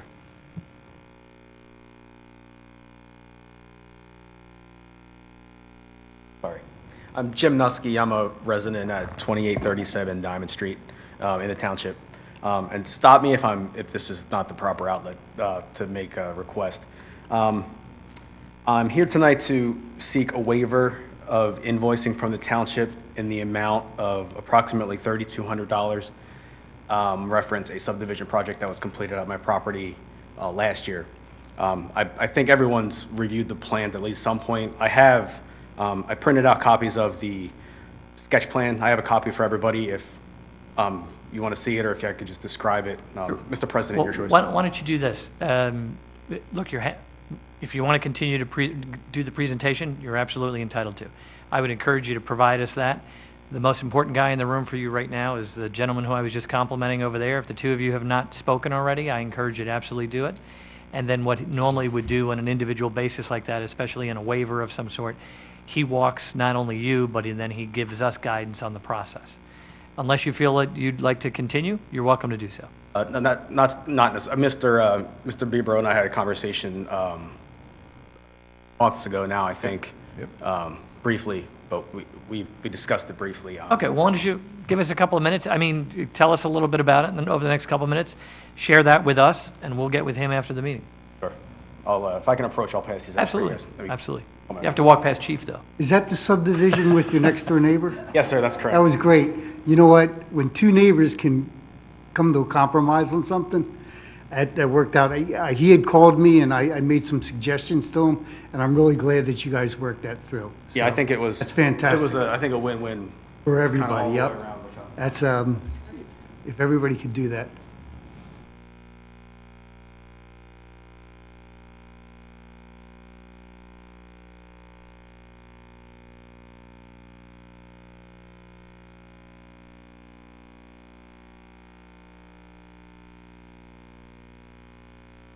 Mr. Tanis, right? Neighbor, Mr. Tanis? Yeah. Thank you, appreciate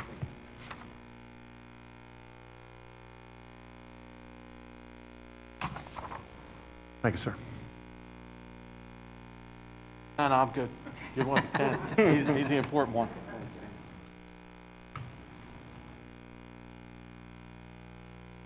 In addition to the sketch plan, what I also included there, again, you're probably familiar, I educated myself on it throughout the process, was the escrow procedures and creating an escrow account for the township to pull from as the township incurs cost through the subdivision project. Excuse me.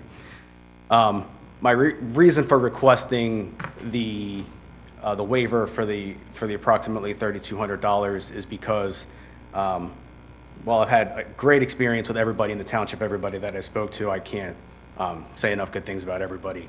I think just in this one particular case, there was a few mistakes that were made. If you're familiar, the escrow procedures was that I needed to contribute a $1,500 escrow account for the township to pull from as they incurred costs.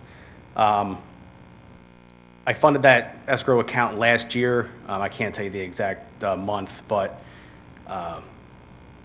more recently, towards the beginning of this year, I think it was in February or March, I received an invoice from the township for close to $5,000.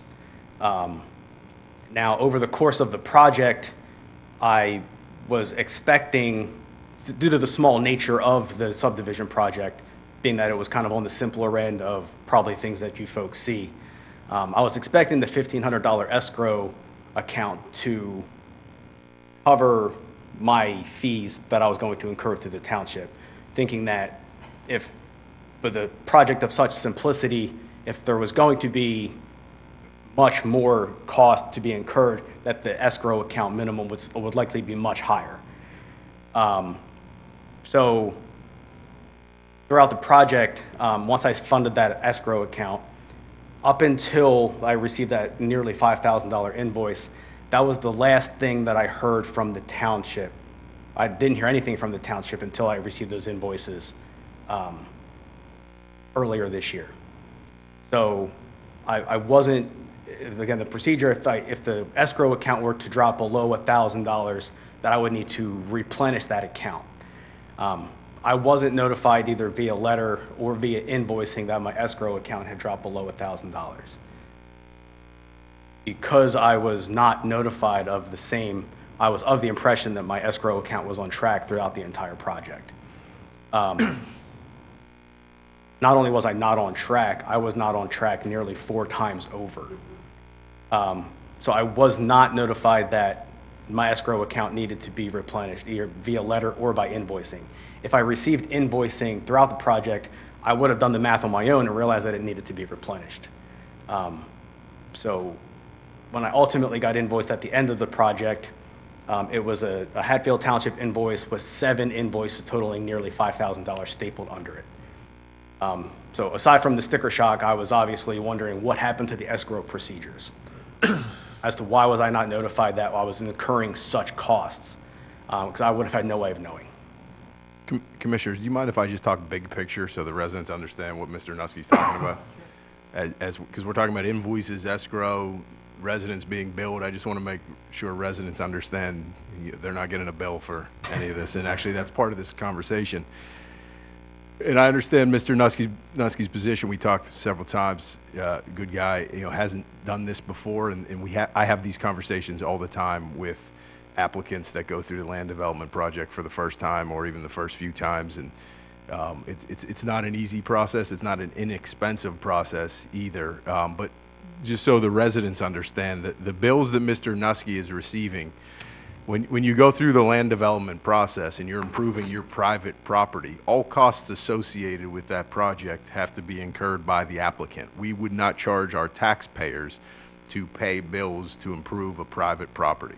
So Mr. Nuske, as he goes through the land development process, he pays for his engineer, he pays for his attorney, but then he also pays for the township's engineer, the township's attorney, to review all of the items that were constructed by his own team. And that's the case with every land development project, not just a small one for a minor subdivision. It's for even the large 400 lot homes.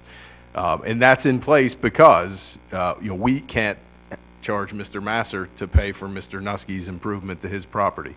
So it's hard. We get into the situation a lot with churches when they want to build something, or nonprofits that aren't developers, and they don't account for those costs. And what Mr. Nuske's saying about the process is fair. I appreciate that feedback. It's something that I think we can do better. Now, we are, though, constricted because of our process being a public entity. It's a slow process even when it's working perfectly. The bills from consultants are going to come a month later after performed. We then pay bills a month later. And then the invoices would go out to be reimbursed for these costs 3 months, 4 months after that initial interaction with the consultant. So it catches some people off guard, understandably. Completely understand why some of the concerns for that. But the bottom line is, and I obviously Mr. Nuske has the right to request this, but the truth is these bills are paid by taxpayers and then reimbursed by applicants. So anything that would be waived means our taxpayers in Hatfield are paying for improvement to private property, and can't have that. Now, is part of the process need to be improved? Yes, but still going to take 3 to 4 months for applicants to get any type of updates to the invoices. Truthfully, it's not an easy process. So let me see if I can understand. Is the kind of the procedural that you're raising is that it's the notification to replenish, and then the time frame that it takes to receive notice that the escrow number has exceeded $1,500? Right. The way that I understood it from the beginning of the project was that when I fund that escrow account, as the township requires funds, they pull from it. Right. I never, throughout the process, I never requested the township to front a single dime on my behalf. Good. That was the purpose of the escrow account. Right. I put my money into it, and I request that you pull my money if you need money. Right, so I think what happened in his project, the first time he was invoiced, it was a significant one, $5,000, which wiped out his entire escrow, and then he owed the township on top of that. So it was one invoice that wiped out your escrow amount, in this case. It was one invoice from, yeah, it was one invoice from the township. Right. But again, the procedures there that I provided, and I have them with me. The second invoice, the first invoice was dated for September of last year. The second invoice was dated October of last year. That second invoice dated for October, I would have needed to replenish my account at that point. October of last year. I wasn't billed for anything until, I think it was February of this year. Okay, so roughly a 5-month lapse is what you're saying. Right. And, right. Okay. And that procedurally, that's what you're telling us, it negatively impacted you. You didn't know what was, that it had been billed against, and that money had been distributed elsewhere. Right. My intention was definitely not to write the township a blank check. Sure. And say, please bill me what you'd like to bill me when you'd like to bill me. And Mr. Bieber's point, I completely agree that taxpayers shouldn't be funding private projects. But in this particular case, I feel that there was a published procedure that I took great steps to follow. And I think that one of the very few cases where the township dropped the ball on invoicing and following the same procedure that I was. Understood. Just to be clear too, commissioners and residents, the township has never and would never ask for a blank check. It was simply to pay the bills that were accrued because of your project and to reimburse the taxpayers. That's all, nothing beyond that. So were you aware of what the cost of this project was going to be? No, so when I first started the project, I made efforts to try to, that was the only cost that I couldn't nail down, was my cost and fees that I was going to incur through the township. My first initial call was to Mr. Kenamy, and he was fantastic to speak to. He understandably didn't want to quote a particular number for me, which I completely respect. So my next step was to contact my engineer and say, listen, can you look up something and see what you can find for me? And he sent me that document that I provided. And again, back to my original point where thinking that this is on the very, very simple side of a subdivision. It was a subdivision, it wasn't a development plan. It was a lot line adjustment. And thinking that this $1,500, if they're going to need 5 times that, they would have a higher escrow requirement. So I was expecting my cost to be not much more than that. And I had a safety net in my back pocket that if it is going to be significantly more than that, I'll know about it because I'll be receiving invoices from the township throughout. Basically, the delay in invoicing, what it ultimately resulted in the procedures, I don't feel being followed to a T. What it ultimately resulted in, it ultimately denied me the opportunity to reapproach my neighbor and say, hey, listen, this thing's getting way more expensive than I originally thought. It denied me the opportunity to renegotiate with him. It also, because that deal is done now, is that what you're saying? well, that was the thing, yeah. So I didn't receive my first invoice until everything was recorded, signed, sealed, and delivered. So I didn't have the opportunity to go back to him and renegotiate. I also didn't have the opportunity to just, hey, listen, cut my losses and, kill the deal, retain my quarter acre and the value associated with it. The deal was already done by the time I got my first invoice. Who's your commissioner? Can I chime in? Sure. Yeah, so I understand your issue, Mr. Nuske, with the timing and getting the bill later.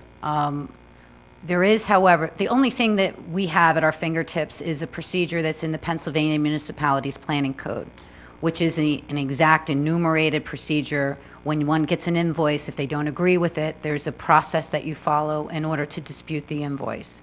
So that's in place. I can give you the section of the MPC, but you have Eric Fry, I think, as your attorney. I'm sure he could help you. But that's the only thing that we can offer, Mr. Nuske, is that procedure for an appeal of invoices.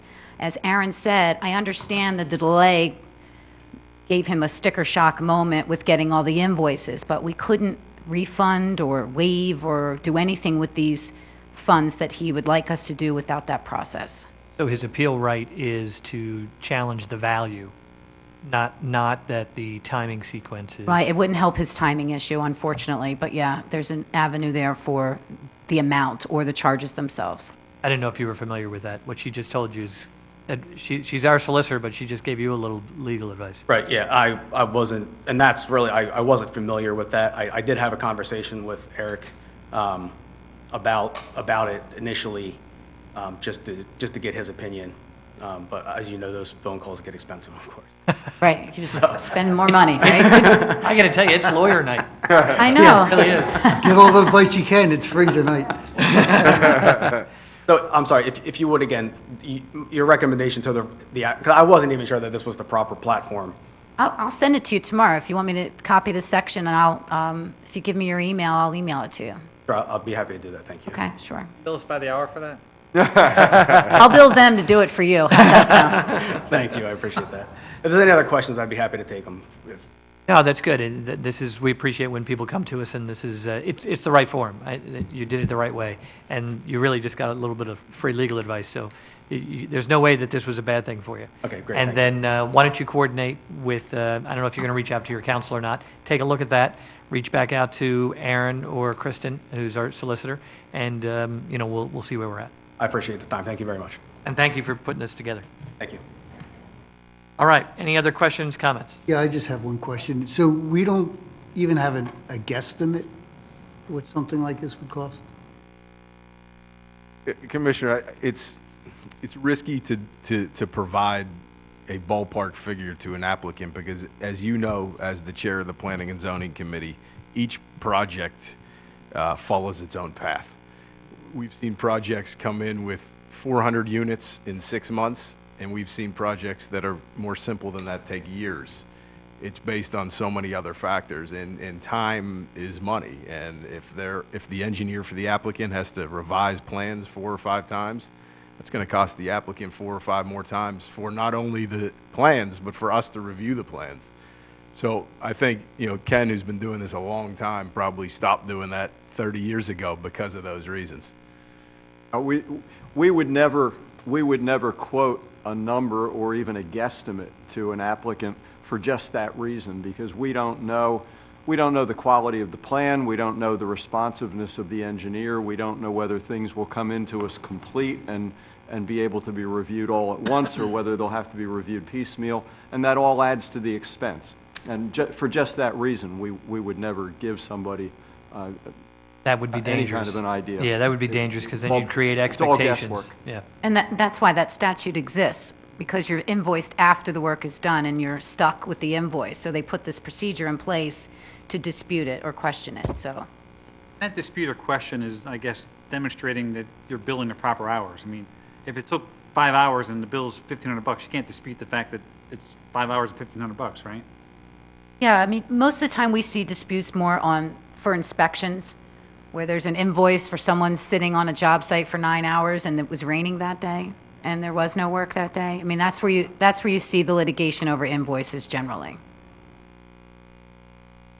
One thing too, Commissioner, I just don't want to get this lost in the conversation, and I know it's probably hard to come to this conclusion based on the feedback, but we have a reputation of making a really complicated process pretty simple, and we have a lot of applicants that have had major projects that have helped the town go through it very smoothly and quickly, and that's the reputation we have. So it's just there's a cost associated to do these things, and I know it's not popular. Correct me if I'm wrong, we're not allowed to make money off of that transaction. Oh, That transaction is merely billable by our engineers to the applicant. monies that It's is a paid to the applicant is reimbursement of their expense, not anything we make money off of. Plus a small administrative fee for the time that the employee of Hatfield has to put all that together and mail it back out and rebill it. But that's all. There's no profit associated with anything we do, as you know. All right, any other questions or comments?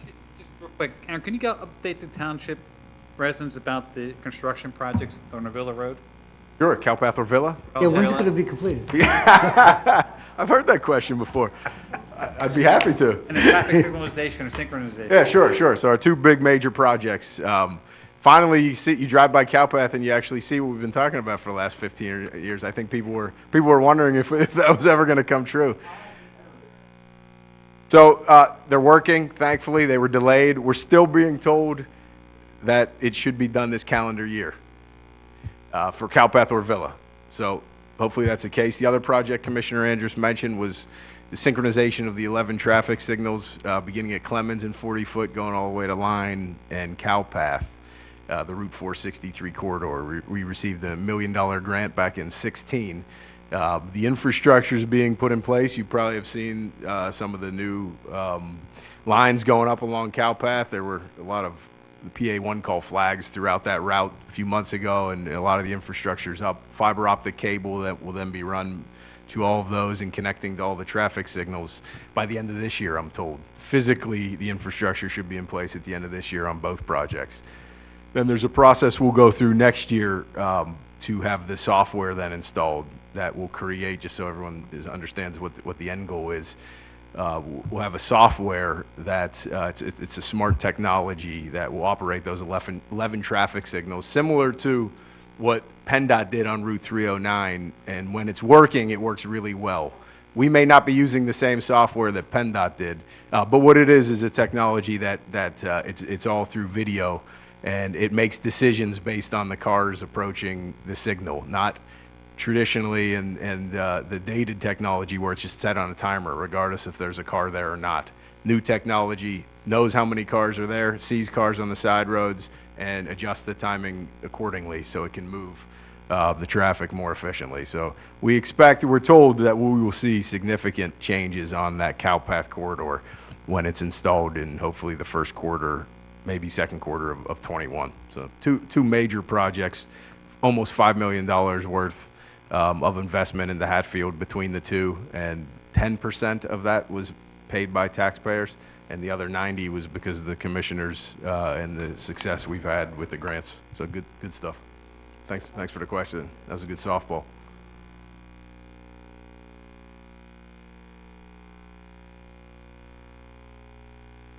So the signals will all they'll be coordinated with the train. So when the train comes, it will trigger some of the signals, and it will let people out where it can. It will all be connected. And what also is neat about that is it will be connected, then we will have access to all of those timing and the signals. So if there is an issue when someone calls me right now, we have to send out a contractor, whereas we'll actually be able to, the engineer, I don't think they're going to give me that type of ability, but the engineer will be able to make adjustments based on feedback from the residents. It's new, smart, and better technology for signals. Only if you keep clapping, Tina. Thought he was going to ask you to root for the Pirates or something, and then you'd get it.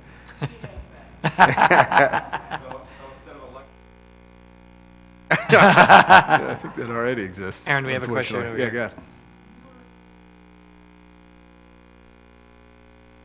Right, correct. So there's a construction project, if you've noticed, if you've driven by there in a while. Yeah, so Orvilla, as it approaches Cowpath, is just going to continue straight through, rather than the dog leg that we have now that caused over 50 accidents in the last 5 years. So as you're approaching the Snyder Shopping Center on your left, and you're on Orvilla, you're going to be able to just go straight through the intersection. It will be a clean four-way intersection. Wow, I was right. So Vinny's moved out. Vinny's was a tenant. The property owner has plans to improve that site and a possible new restaurant. That's there. That building is not part of the project. Privately owned. Yeah. privately owned. Hopping over it. Yes, you just like any other four-way intersection, without having right now to weave your way around and risk your life, you'll be able to just go straight through. A long time coming. So Vinny didn't leave because of that. He actually moved into the borough, but we keep telling him he's really a township pizza shop. It's just a joke that we have going with him. He's actually now on 40-foot. Not only like a mile away as the crow flies, but yeah, I didn't want anyone to think that he moved because of the construction. That's not why he changed locations. Please.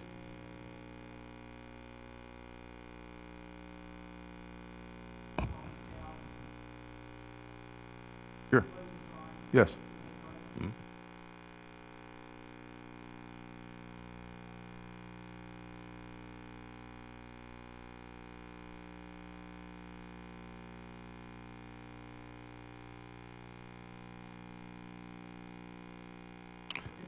No, the existing building's planning to stay. Yeah. And then there's several tenants that currently occupy that, whether or not they're going to, yeah, some type of warehousing or industrial use. The tenant could change, and we don't know. Yeah, that building stays, and several other buildings will go up, mostly, like Kristen said, in Lansdale. Actually, all in Lansdale. Yeah. Sure. All right. All right, unless it's, Schweiker Park? Yeah, so several years ago, commissioners were able to negotiate when Lansdale was planning on Lansdale and the property owners at one point, they were going to put in a residential community there with some commercial aspect to it. There was a settlement agreement that would give Hatfield, all 20 acres in Hatfield would remain open space for us to expand the park. But then the property owner decided to not pursue that and is now pursuing this other plan. So we won't have now an ability to expand the park, but we will have a contribution by that landowner that will help us improve that park with more parking, hopefully some stormwater issues. So we lost that ability. That's private property. So we were in a position to do that until the market shifted. But the good thing is, it's not getting developed either. Yeah, it's going to be a Hatfield basin. Township portion. It'll be Yeah. a basin not owned by the township, but will not be developed. Right. Right. It'll still be green. It just won't be a park. So, yeah. all right. Unless there's anything else, I will entertain a motion to adjourn. So moved. Second. Motion by Commissioner Andrews, second by Commissioner Lees. All in favor of adjournment, say aye. Aye. Opposed? That motion is approved. Thank you. Welcome back to live township meetings. You're all welcome to come back in the future. Have a great night.